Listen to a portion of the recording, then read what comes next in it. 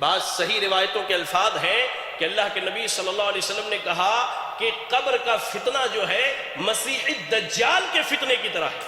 70,000 فرشتے نماز جنازہ میں شریک ہوتے ہیں. پھر اللہ کے نبی صلی اللہ علیہ وسلم نے کہا لقد ضم ضمۃ ثم فرج عنہ. سعد کو قبر نے ایسے دبایا پھر اللہ کے حکم سے کشادگی کر دی گئی. عاشق فاجر یا کافر کا ذکر کیا گیا ہے. جب اس کی روح نکلنے والی ہوتی ہے، جب یہ دنیا چھوڑ کر آخرت کے سفر پر جاتا ہے، 2 فرشتے آتے ہیں انتہائی قبیح اور برے شکل کے. ملک الموت آتے ہیں، اس کے جسم سے روح کو نکالتے ہیں. اس کے جسم میں روح بھاگتی ہے کبھی ادھر کبھی ادھر کبھی. اللہ قرآن میں اللہ نے کہا کہ اللہ تعالیٰ جب ان کے روحوں کو نکالتا ہے، جب ان کی روحیں نکالے جاتی ہیں تو فرشتے ان کے پیٹھ پر، ان کے پیچھے کے حصے پر لات مار کر کے ان کی روح نکالتے ہیں.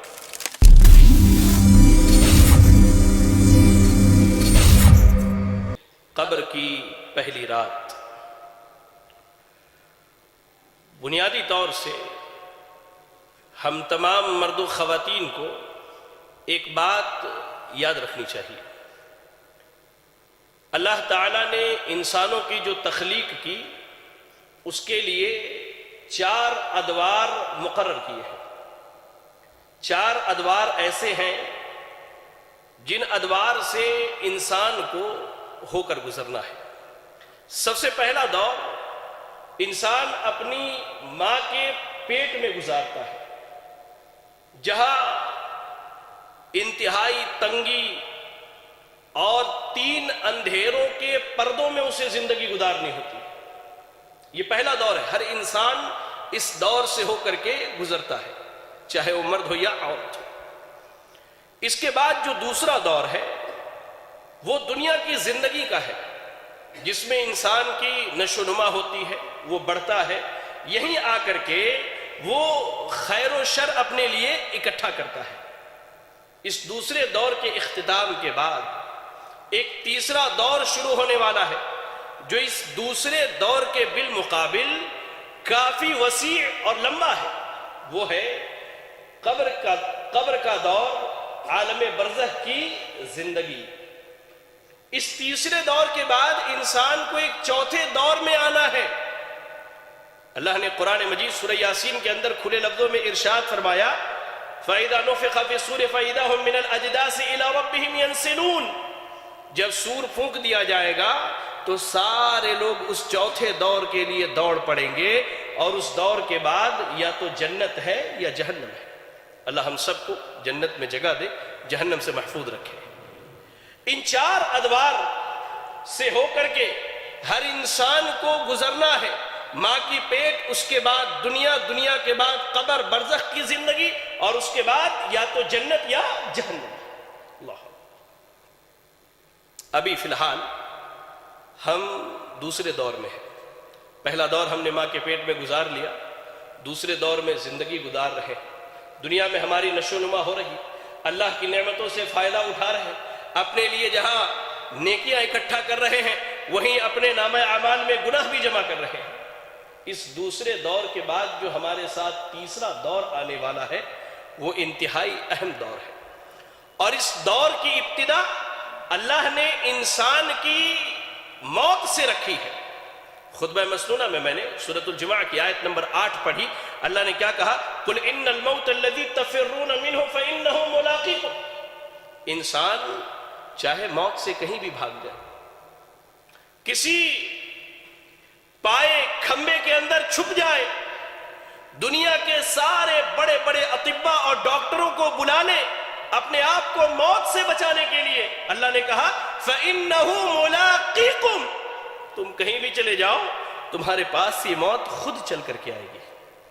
یا رب، اس موت سے کسی کو چھٹکارا نہیں. حتیٰ کہ اس کائنات کی سب سے عظیم شخصیت جناب محمد الرسول اللہ صلی اللہ علیہ وسلم کے تعلق سے اللہ نے مشرکوں کو جواب دیتے ہوئے کہا اے نبی، اگر آپ کو موت آ گئی تو کیا یہ مشرک ہمیشہ باقی رہیں گے؟ شاید اللہ نے وضاحت کر دی کہ موت نبی نے بھی آنی ہے. اس موت کے بعد جو ہے قبر کی زندگی شروع ہونے والی. یہ قبر کیا ہے؟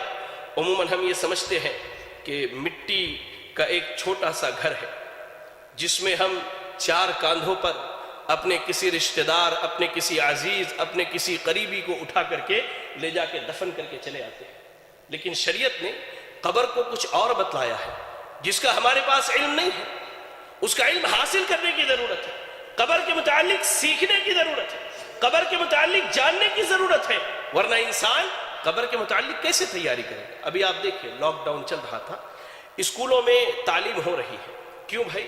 آپ کے ایگزامز ہونے ہیں۔ جب امتحان کا علم نہ ہو تو آدمی تیاری نہیں کرتا، جب امتحان کا علم ہو جائے تو انسان اس کی تیاری بھی کرتا ہے۔ میں نے ایک عنوان یہاں لکھا ہے، قبر کیا ہے؟ اللہ اکبر، آئیے میں آپ کو بتلاؤں قبر کیا ہے۔ آخرت کے سفر پر جب انسان نکلتا ہے، جب اس کی موت ہو گئی، وہ آخرت کے سفر پر نکل جائے۔ آخرت کے سفر پر نکلنے کے بعد جو سب سے پہلا پڑاؤ، پہلا اسٹاپ جو ہے وہ قبر ہے۔ در حقیقت یہ میری اپنی بات نہیں ہے، بڑے مشہور صحابی رسول ہیں حضرت عثمان بن عفان رضی اللہ تعالی عنہ، خلفائے راشدین میں سے۔ آپ کے غلام حضرت ہانی بیان کرتے ہیں کہ عثمان بن عفان رضی اللہ تعالی عنہ کی عادت تھی کہ ان کے سامنے جب جنت و جہنم کا تذکرہ ہوتا تو آپ نہیں روتے تھے، آپ گھبراتے نہیں تھے۔ قیامت کا تذکرہ ہوتا آپ نہیں روتے، نہیں گھبراتے، لیکن جو ہی آپ کا گزر کسی قبر کے پاس سے ہوتا یا آپ کے سامنے قبر کا تذکرہ کر دیا جاتا، آپ زار و قطار روتے، زار و قطار، یہاں تک کہ آپ کی داڑھی جو ہے تر ہو جایا کرتی تھی۔ لوگوں نے پوچھا حضرت عثمان بن عفان رضی اللہ تعالی عنہ سے، جنت کے تذکرے پر آپ نہیں روتے، جہنم کے تذکرے پر نہیں روتے، لیکن جب قبر کی بات آتی ہے آپ اتنا روتے ہیں؟ کہا میں نے اللہ کے نبی صلی اللہ علیہ وسلم کو فرماتے ہوئے سنا، ان القبر اول منازل الاخرہ، لوگوں قبر جو ہے آخرت کے سفر کا سب سے پہلا پڑاؤ ہے، آخرت کی سب سے پہلی سیڑھی ہے، آخرت کی سب سے پہلی منزل ہے۔ فإن نجا منہ، کہا فإن نجا منہ عہد فما بعدہ ایسر منہ، اگر آدمی قبر میں کامیاب ہو گیا، قبر میں نجات پا لیا، سوالات کے جوابات دے لیے، تو یہاں اگر وہ کامیاب ہو گیا تو اس کے بعد کے منازل اس کے لیے آسان ہو جائیں گے۔ اور آگے کہتے ہیں کہ اگر یہاں نجات نہیں پایا، یہاں اسے کامیابی نہیں ملی، تو اس کے بعد کے جو منازل آنے والے ہیں اشد منہ، اس سے بھی زیادہ سخت ہوں گے، یا رب اس سے بھی زیادہ سخت ہوں گے۔ یاد رکھیں، ہم جس قبر کو ایک مٹی کا چھوٹا سا گھر سمجھتے ہیں، وہ قبر در حقیقت آخرت کے سفر کے پڑاؤ میں سب سے پہلا اسٹاپ ہے، سب سے پہلا اسٹاپ ہے جہاں ہم نے ٹھہرنا ہے، اور کتنا ٹھہرنا ہے انشاءاللہ میں آپ کو اخیر میں بتلاتا ہوں۔ دوسرا نقطہ، قبر کیا ہے؟ قبر ایک تاریک گھر ہے جہاں اجالا صرف انسان کے اعمال سے ہی ہو سکتا ہے۔ یاد رکھیں اس پر، قبر کیا ہے؟ قبر ایک اندھیرا اور تاریک گھر ہے جہاں اجالا صرف انسان کے اعمال سے ہی ہو سکتا ہے۔ وہاں کسی کا وسیلہ، کسی کا تعلق، کسی کی رشتہ داری، کسی کا خاندان، کسی کا قبیلہ، کسی کا سماج کام آنے والا نہیں ہے۔ اللہ کے نبی صلی اللہ علیہ وسلم کے دور میں صحیح بخاری اور صحیح مسلم کی روایت ہے، ایک عورت مسجد صاف کیا کرتی تھی۔ کچھ دن اللہ کے نبی صلی اللہ علیہ وسلم نے اسے نہیں دیکھا، تو آپ نے صحابہ سے پوچھا کہ وہ جو عورت صفائی کیا کرتی تھی وہ کہاں ہے؟ صحابہ اکرام رضی اللہ عنہم نے کہا انہا ماتت اللیلہ، اے اللہ کے نبی صلی اللہ علیہ وسلم فلاں رات جو ہے اس عورت کی موت ہو گئی، تو رات کا وقت تھا، ہم نے آپ کو اٹھانا مناسب نہیں سمجھا، نماز جنازہ پڑھی اور اس کو ہم نے دفن کر دیا۔ رحمت للعالمین ہے، آپ کے ہاں چہرہ دیکھ کر کے لوگوں سے معاملات نہیں ہوتے تھے، آپ عہدہ اور منصب دیکھ کر لوگوں سے معاملات نہیں کرتے تھے۔ جھاڑو دینے والی عورت کے بارے میں پوچھتے کہاں ہے اس کی قبر، دلونی، بتلاؤ مجھے اس کی قبر کہاں ہے۔ صحابہ لے کر کے گئے، اللہ کے نبی صلی اللہ علیہ وسلم اس غریب عورت کے قبر کے سامنے کھڑے ہوئے، قبلہ رو کیا آپ نے، اور اس کی نماز جنازہ پڑھی اور اس کے حق میں دعا کیا۔ اور اس کے بعد اللہ کے نبی صلی اللہ علیہ وسلم کیا کہتے ہیں؟ ان هذه القبور مملوءۃ ظلما، آپ صلی اللہ علیہ وسلم کہتے ہیں کہ یہ قبر جو ہے، قبر والے پر بالکل اندھیرا اور تاریک ہوتا ہے، اس میں کوئی روشنی نہیں ہوتی، کوئی روشنی نہیں ہوتی۔ آج ہم اجالوں کے اتنے دلدادہ ہو چکے ہیں کہ اگر تھوڑی دیر کے لیے لائٹ چلی جائے، تھوڑی دیر کے لیے لائٹ چلی جائے تو ہم پریشان ہو جاتے ہیں. ابھی کل رات ہی اپنے کچھ بھائیوں کے ساتھ ہم راستے سے آ رہے تھے تو تھوڑے ہی فاصلے پر روشنی نہیں تھی, تو آپس میں اس بات پر ڈسکشن ہونے لگا کہ دیکھیے یہاں کھمبے نہیں ہیں, یہاں روشنی نہیں. ہم تھوڑی سی تاریکی سے پریشان ہو جاتے ہیں. اس قبر کی تاریکی کو ذرا سوچئے, جہاں کوئی نہ ہوگا, نہ باپ نہ ماں نہ بھائی نہ بہن نہ بیوی نہ بچے. اللہ اکبر. اللہ کے نبی صلی اللہ علیہ وسلم کہتے ہیں یہ قبر کیا ہے؟ ایک تاریک گھر ہے قبر والے کے لیے. اللہ اکبر. اللہ کے نبی صلی اللہ علیہ وسلم نے آپ نے آگے فرمایا کہ میں نے اس کی نماز جنازہ پڑھی, اس کے حق میں دعا کیا تو اللہ تعالیٰ میرے دعا اور اس پر نماز پڑھنے کی وجہ سے اس کے قبر کو نور سے منور کر دے گا.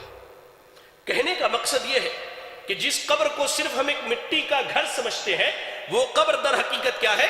تاریکیوں کا ایک گھر ہے, کیڑے مکوڑوں کا گھر ہے, جہاں کوئی نہ ہوگا سوائے ہمارے اعمال کے. اللہ. اور آگے قبر کیا ہے؟ قبر یہ آزمائش کی جگہ ہے. قبر یہ انسان کے فتنے میں ڈالے جانے کی جگہ ہے. بعض صحیح روایتوں کے الفاظ ہیں کہ اللہ کے نبی صلی اللہ علیہ وسلم نے کہا کہ قبر کا فتنہ جو ہے مسیح الدجال کے فتنے کی طرح ہے. اور مسیح الدجال کا فتنہ کتنا بڑا ہے؟ اللہ کے نبی صلی اللہ علیہ وسلم کہتے ہیں کہ جتنے بھی نبی آئے سارے نبیوں نے اپنی امت کے لوگوں کو مسیح الدجال کے فتنے سے ڈرایا ہے. آپ کہتے ہیں کہ قبر کا فتنہ, قبر کی آزمائش بھی مسیح الدجال کی آزمائش کی طرح ہے. اللہ اکبر. عروہ بن زبیر رضی اللہ تعالیٰ عنہ اپنی خالہ ام المومنین عائشہ صدیقہ رضی اللہ تعالیٰ عنہ سے بیان کرتے ہیں کہ ان کے پاس ایک یہودی عورت بیٹھی ہوئی تھی, یہودیہ عورت بیٹھی ہوئی تھی, تو اس نے کہا کہ تمہاری کیا رائے ہے حضرت عائشہ رضی اللہ تعالیٰ عنہ سے, تمہیں معلوم ہے کہ تم سب کو قبروں میں آزمایا جاتا ہے؟ تو اللہ کے نبی صلی اللہ علیہ وسلم نے اس یہودی عورت کی بات سنی تو آپ نے کہا کہ یہودیوں کو قبر میں آزمایا جاتا ہے. آپ نے یہ بات کہی. حضرت عائشہ رضی اللہ تعالیٰ عنہ کہتی ہیں فلبثنا لیالی, کچھ راتیں گزری تو اللہ کے نبی صلی اللہ علیہ وسلم میرے پاس آئے اور آ کر کے کہا کہ اے عائشہ تمہارا کیا خیال ہے؟ میرے طرف اللہ کی وحی آئی ہے کہ اہل اسلام بھی اپنی قبروں میں آزمائے جائیں گے. دنیا کی سب سے بڑی آزمائش ہے, جس آزمائش میں کامیاب ہونا یہ ہر انسان کی ذمہ داری ہے. ہر انسان کی ذمہ داری ہے. کامیاب کیسے ہوں گے انشاءاللہ میں آپ کو آگے چل کے بتلاتا ہوں. تو قبر کیا ہے؟ یہ ایک آزمائش کی جگہ ہے جہاں انسان آزمایا جاتا ہے. اور جب اللہ کے نبی صلی اللہ علیہ وسلم کو اللہ نے یہ بتلا دیا کہ امت اسلامیہ بھی قبر میں آزمائی جائے گی, ام المومنین عائشہ صدیقہ رضی اللہ تعالیٰ عنہ کہتی ہیں کہ میں نے اس کے بعد ہمیشہ دیکھا کہ امام کائنات نبی اکرم صلی اللہ علیہ وسلم قبر کے فتنے سے اللہ کی پناہ مانگتے تھے. تشہد میں دعا پڑھتے نا, وَأَعُوذُ بِكَ مِن فِتْنَةِ الْقَبْرِ, اللہ ہم تجھ سے قبر کی آزمائش سے تیری پناہ چاہتے ہیں. یہ صحیح مسلم کی روایت ہے. حضرت عائشہ رضی اللہ تعالیٰ عنہ کہتی ہے کہ اللہ کے نبی صلی اللہ علیہ وسلم اس کے بعد قبر کے فتنے سے پناہ مانگنے لگے اللہ رب العالمین کی. ہم میں سے کتنے ایسے ہیں جو دن بھر میں کم از کم 100 مرتبہ اللہ سے قبر کے فتنے کی پناہ مانگتے ہیں؟ میں نہیں سمجھتا کہ شاید کوئی ہو الا من رحم ربی, سوائے اس کے جس پر میرا رب رحم فرمائے. قبر کیا ہے میرے بھائیو؟ قبر ایک ایسی تنگ جگہ ہے جہاں ایمان والا جائے تب بھی, بے ایمان جائے تب بھی قبر اسے دبوچ لیتی ہے, اسے دباتی ہے, اور اس میں کوئی فرق نہیں ہے چاہے ایمان والا ہو چاہے فاسق و فاجر یا کافر ہو. قبر میں دفن کیا گیا, قبر اسے دبوچتی ہے, دبا کے رکھتی ہے. بہت جلیل القدر صحابی حضرت سعد بن معاذ رضی اللہ تعالی عنہ, ان کے متعلق عبداللہ ابن عمر رضی اللہ تعالی عنہ نے کہا کہ اللہ کے نبی صلی اللہ علیہ وسلم نے حضرت سعد بن معاذ رضی اللہ تعالی عنہ کی وفات کے وقت کہا تھا هذا الذي تحرك له العرش, یہ آج جو سعد کی وفات ہوئی ہے, سعد کی وفات کی وجہ سے رحمان کا عرش ہل گیا. وفتحت له ابواب السماء, آسمان کے دروازے سعد کے لیے کھول دیے گئے. وَشَهِدَهُ 70,000 مِّنَ الْمَلَائِكَةِ, اور 70,000 فرشتے سعد کی نماز جنازہ میں شریک ہوئے. یہ عام بات نہیں ہے. اتنے جلیل القدر صحابی وفات پر رحمان کا عرش حرکت میں آ جاتا ہے, آسمان کے دروازے کھول دیے جاتے ہیں, 70,000 فرشتے نماز جنازہ میں شریک ہوتے ہیں. پھر اللہ کے نبی صلی اللہ علیہ وسلم نے کہا لَقَدْ ضُمَّ ضُمَّةً ثُمَّ فُرِّجَ عَنْهُ, سعد کو قبر نے ایسے دبایا پھر اللہ کے حکم سے کشادگی کر دی گئی۔ یہ حدیث جو ہے سنن نسائی کی ہے اور سند کے اعتبار سے بالکل صحیح ہے، اور ام المومنین عائشہ صدیقہ رضی اللہ تعالیٰ عنہ کی ایک روایت ہے جسے امام بغوی نے اپنی سنہ کے اندر، امام احمد نے اپنے مسند کے اندر نقل کیا، علامہ البانی نے اس کی سند کو صحیح قرار دیا ہے، کہتی ہیں ان للقبر ضغطة لو نجا منها احد لنجا منها سعد بن معاذ، کہ قبر جو ہے یہ انسان کو دباتی ہے، اگر کوئی قبر کے دبوچنے اور دبائے جانے سے بچ سکتا تھا تو سعد بن معاذ بچ سکتے تھے، لیکن انہیں بھی قبر نے دبایا۔ یا رب ہماری حالت کیا ہوگی، ہماری حالت کیا ہوگی؟ کبھی غور کیا ہے میرے بھائیو؟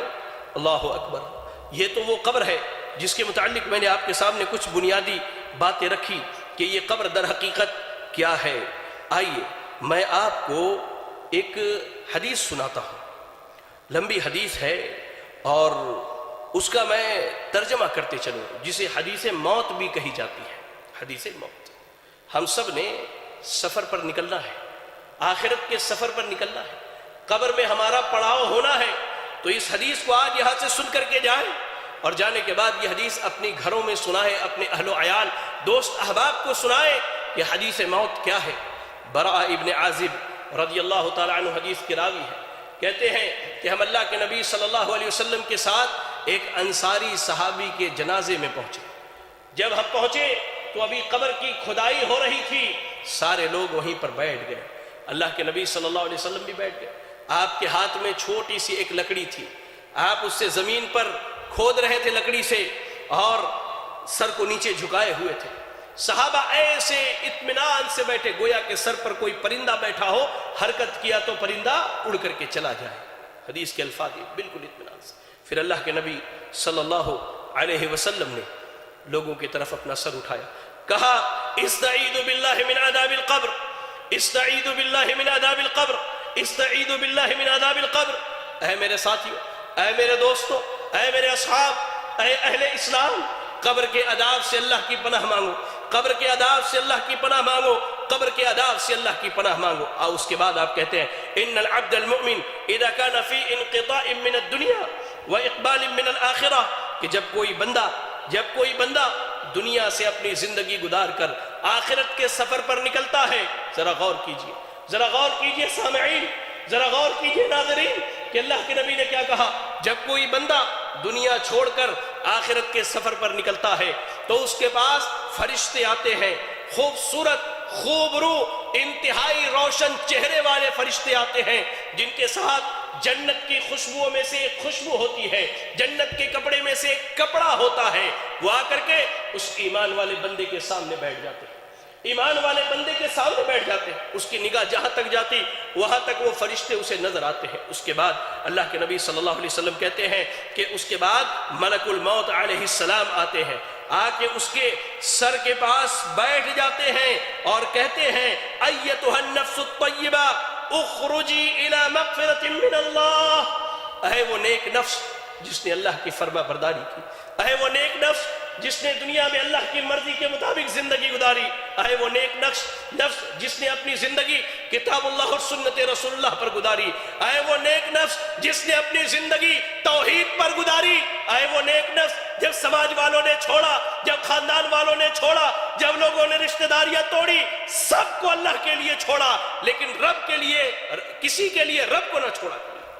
کہتا ہے ملک اللہ، کہتے ہیں اے وہ مطمئن اور پاکیزہ نفس، تو نکل جا، نکل اس کے جسم سے چل، تیرے چلنے کا وقت ہو گیا، تجھے چلنا ہے اللہ کی جنتوں کی طرف، تجھے چلنا ہے اللہ کی نعمتوں کی طرف، تجھے چلنا ہے اللہ کی مغفرت کی طرف۔ جب وہ جیسے اس کے جسم سے روح نکالتے ہیں، گویا کہ پانی کا آخری قطرہ گلاس سے کتنی آسانی سے نکل جاتا ہے، اس کے جسم سے روح ویسے ہی نکل جاتا ہے۔ روح نکالتے دیری نہیں، فرشتے فوراً اس جنت کے کپڑے میں اس کی روح کو لپیٹتے ہیں، وہ جنت کی خوشبو لگاتے ہیں، اس سے بہترین خوشبو اس وجہ ارض پر نہیں پائی جاتی۔ اس کے بعد فرشتے لے کر کے اس کے روح کو چلتے ہیں، جہاں جہاں سے گزرتے فرشتے سوال کرتے کہ یہ پاکیزہ اور نیک نفس کون ہے، یہ مومن بندہ کون ہے؟ فرشتے کہتے کہ یہ فلاں بن فلاں ہے، اس کا بہترین نام بتلاتے جو ماں باپ نے دنیا میں رکھا ہے، جو ماں باپ نے دنیا میں رکھا ہے۔ اس کے بعد اسے پہلے آسمان پر لے جایا جاتا ہے اور اس کے لیے آسمان کے دروازے کھولے جاتے ہیں، دروازے کھولے جاتے، جہاں سے گزرتا وہ شخص اور اس کی روح جہاں سے جاتی، فرشتے اس کی روح کے لیے رحمت کی دعائیں کرتے، مغفرت کی دعائیں کرتے، یہاں تک کہ وہ 7ویں آسمان پر اللہ کے پاس پہنچتا ہے۔ اللہ تعالیٰ اپنے بندے کی روح کو دیکھ کر خوش ہو جاتا ہے۔ اللہ کہتا ہے کہ لے جاؤ میرے بندے کی روح کو علیین میں لکھ دو اور اس کے جسم میں اس کی روح کو دوبارہ لوٹا دو۔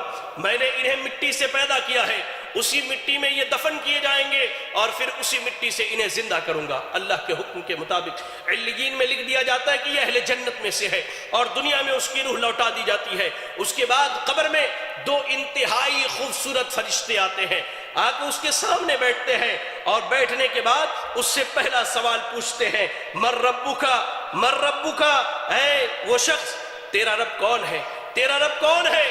وہ کہتا ہے میرا رب اللہ ہے، میرا رب اللہ ہے۔ اللہ قبر کی پہلی رات ہو، یہ قبر کا پہلا دن ہوگا جب ہم اور آپ ہماری روح نکالے جانے کے بعد ہمارے جسم میں لوٹائی جائے گی۔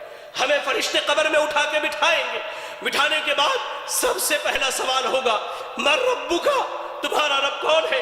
دنیا میں غیروں کو داتا مانا، دنیا میں غیروں کو غریب نواز مانا، دنیا میں غیروں کو مشکل کشا مانا، یا علی مشکل کشا کے نعرے لگائے، یا غوث آدم دستگیر کے نعرے لگائے۔ اللہ اکبر، ایسے بندے کی حالت بھی اللہ نے بیان کی۔ اور ایک وہ موحد تھا جس نے رب کے آگے جھکا، جو رب کے علاوہ کسی کی عبادت نہ کرتا، رب کے علاوہ نہ کسی کے آگے ہاتھ اٹھاتا، رب کے علاوہ نہ کسی سے دعائیں مانگتا، رب کے علاوہ نہ کسی سے اپنی شکایت کرتا۔ وہ بندہ کہے گا ربی اللہ، میرا رب اللہ ہے، میرا رب اللہ ہے، میرا رب اللہ ہے۔ فرشتے اس کے بعد سوال کریں گے، ما دینک، تیرا دین کیا ہے؟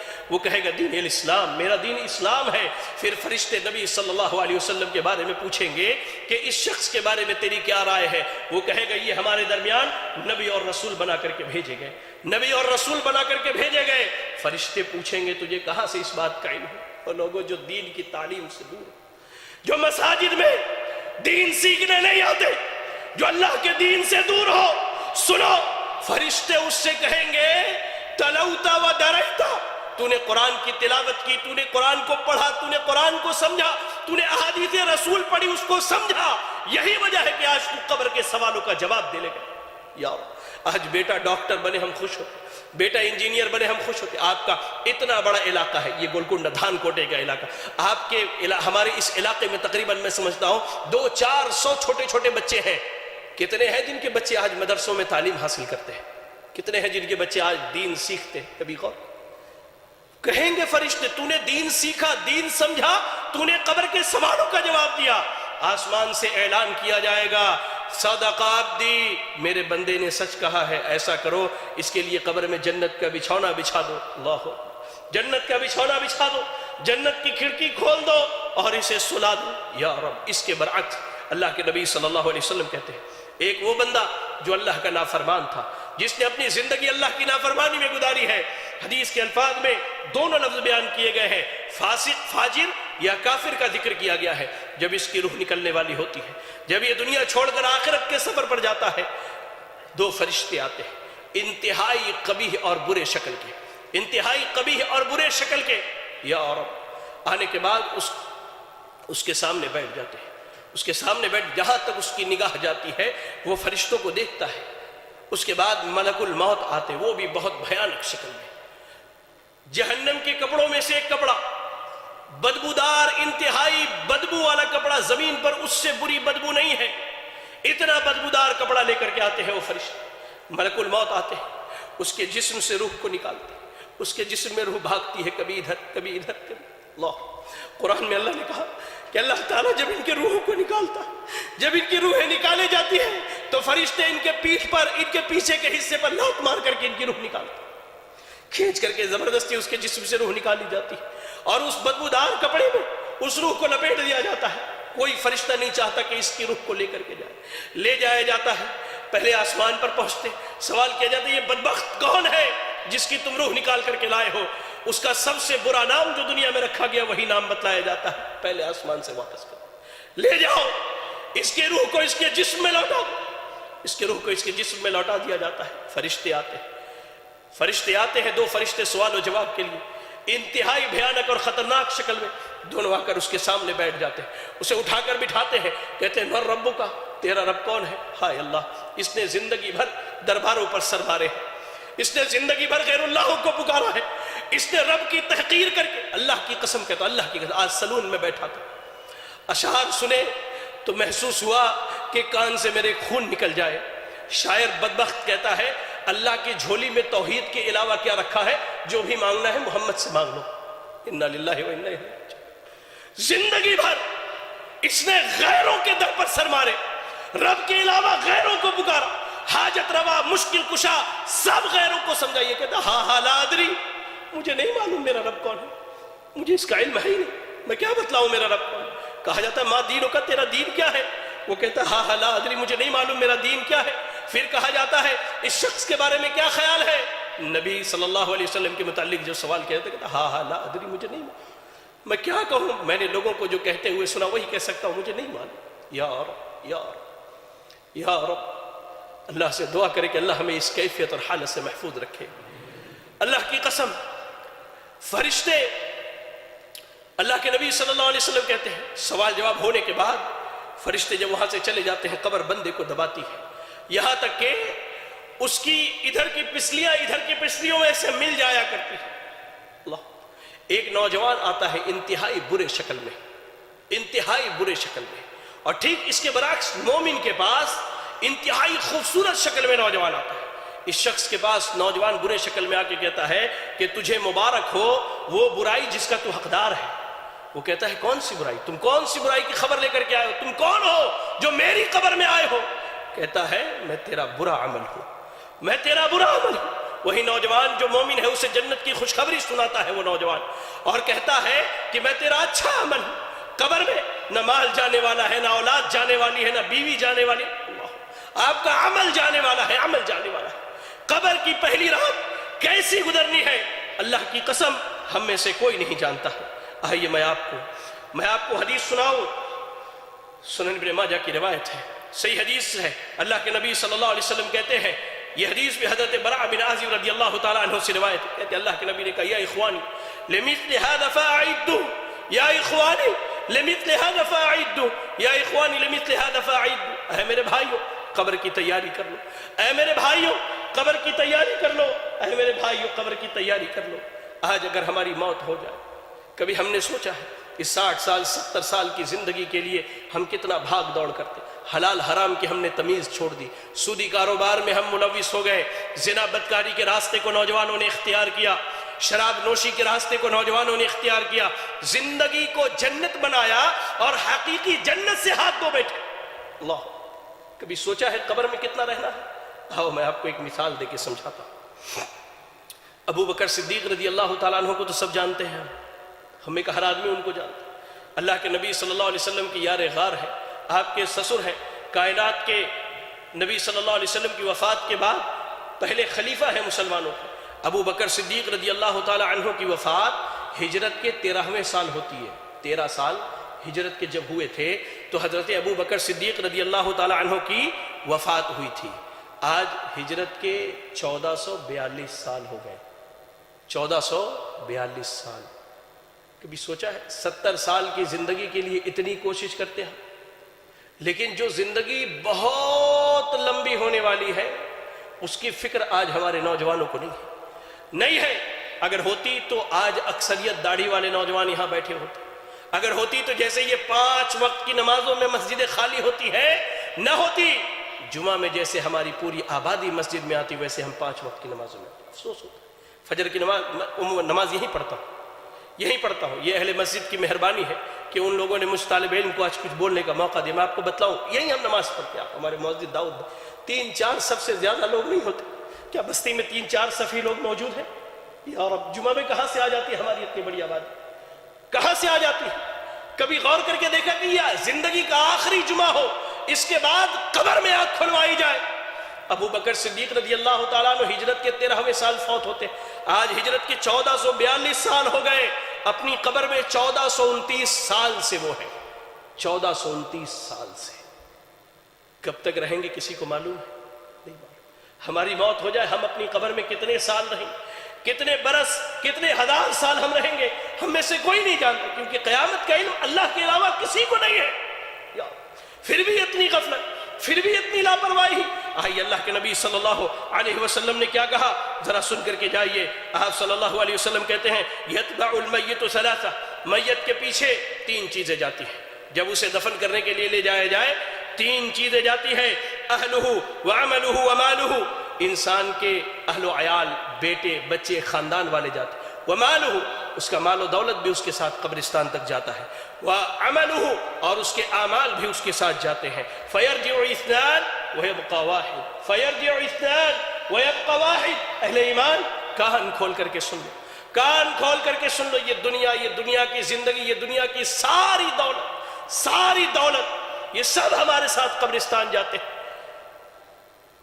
جن بیوی بچوں کی تربیت کے لیے، پرورش کے لیے ہم حرام حلال کی تمیز چھوڑ دیتے ہیں، جن کی پرورش کے لیے ہم نمازوں کو ضائع کر دیتے ہیں، جس عمارت کو بنانے کے لیے، جس گاڑی کو خریدنے کے لیے ہم حرام پیسے سے بھی تعمیر کر لیتے ہیں، اللہ کی قسم وہ بیوی آپ کے ساتھ قبر میں نہیں جاتی، نہ بیوی کا شوہر اس کے ساتھ قبر میں جاتا، یہ بچے آپ کے ساتھ آپ کی قبر میں نہیں جاتے۔ اللہ کے نبی صلی اللہ علیہ وسلم نے کہا کہ دو چیزیں واپس آ جاتی ہے، کیا کیا؟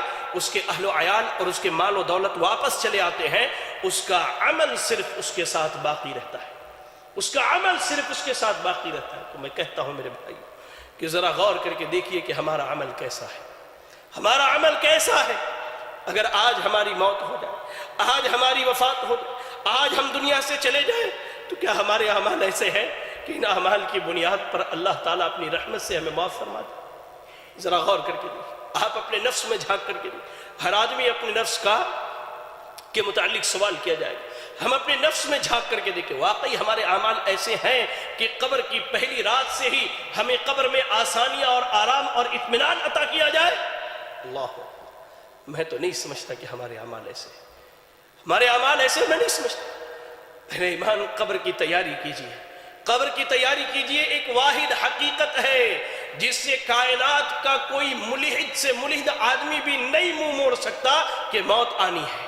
ہر آدمی موت کا اقرار کرنے والا، جب موت آنی ہے تو موت کے بعد ہم سب کو قبر میں جانا ہے، اور قبر میں جانا ہے تو حساب و کتاب وہیں سے شروع اور عذاب کا سلسلہ بھی وہیں سے شروع۔ وہ حدیث یاد کیجئے، اللہ کے نبی صلی اللہ علیہ وسلم مدینے میں گزر رہے تھے، دو قبر والوں کو عذاب ہو رہا تھا، اور صحیح حدیث کے الفاظ ہیں کہ اہل قبر کو صبح و شام جنت میں ان کا ٹھکانہ اگر جنتی ہے تو، اور جہنم میں ان کا ٹھکانہ اگر جہنمی ہے تو دکھلایا جاتا ہے۔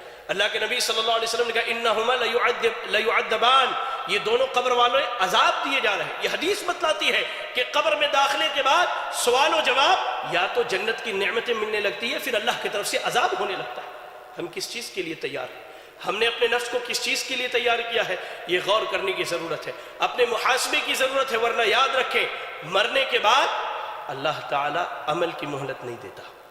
قرآن میں اللہ نے کھلے لفظوں میں کہا ہے، اللہ نے کیا کہا؟ وَأَنفِقُوا مِمَّا رَزَقْنَاكُم مِّن قَبْلِ أَن يَأْتِيَ أَحَدَكُمُ الْمَوْتُ، موت کے آنے سے پہلے اللہ کے دیے ہوئے مال کو خرچ کر لو، موت کے آنے سے پہلے اللہ کی دی ہوئی تندرستی سے فائدہ اٹھا لو، موت کے آنے سے پہلے اللہ کی دی ہوئی زندگی سے فائدہ اٹھا لو، موت کے آنے سے پہلے اللہ کے دیے ہوئے مال سے فائدہ اٹھا لو، موت کے آنے سے پہلے اللہ کی دی ہوئی زندگی سے فائدہ اٹھا لو، ورنہ اگر ایک مرتبہ موت آ گئی ہم اللہ کے سامنے روتے رہ جائے، گڑ گڑاتے رہ جائے، ہاتھ ملتے رہ جائے کہ اللہ تو مجھے ایک لمحے کے لیے بھیج دے تاکہ میں اچھا عمل کر لوں اور نیک لوگوں میں سے ہو جاؤں، اللہ تعالیٰ کہے گا کلا انہا کلمۃ هو قائلها، یہ تمہاری منہ کی بات ہے، قبر میں آنے کے بعد اب تم دوبارہ لوٹائے نہیں جاؤ گے، سیدھا حساب و کتاب کے لیے اٹھ کے جانا۔ اللہ اکبر۔ قبر کی تیاری کیجئے میرے بھائیو، قبر کی تیاری کیجئے، کیونکہ قبر کی تیاری